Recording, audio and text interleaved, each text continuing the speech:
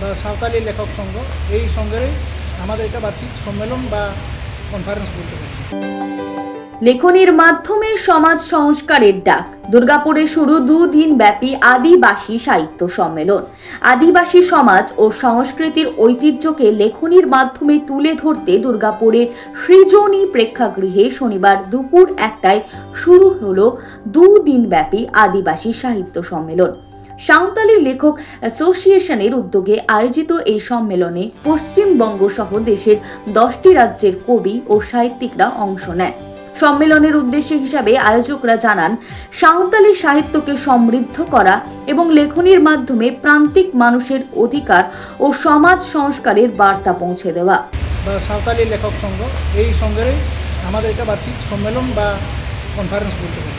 দুদিন ব্যাপী চলবে, আজ আর আগামীকাল 24/1/2026 এবং 25/1/2026। আমাদের এটা মূলত সেন্ট্রাল গভর্নমেন্ট রেজিস্ট্রেশন। 10টা রাজ্যের লোক আছে, এই 10টা রাজ্য থেকে 1-2 জন করে প্রতিনিধি আমাদের এসেছে। এটা আমরা মেনলি করছি যে সাঁওতালি ভাষা যাতে বিকশিত হয় এবং সাঁওতালি ভাষা এবং সাহিত্য আমাদের সবার কাছে ছড়িয়ে দিতে পারি, তার জন্য একটা আমরা প্রচেষ্টা চালাচ্ছি।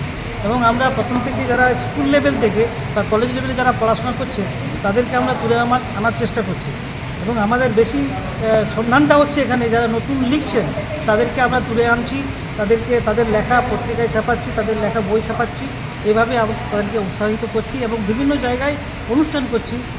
দুর্গাপুর থেকে প্রশান্ত মাল, স্ট্রিট ভয়েস ডিজিটাল।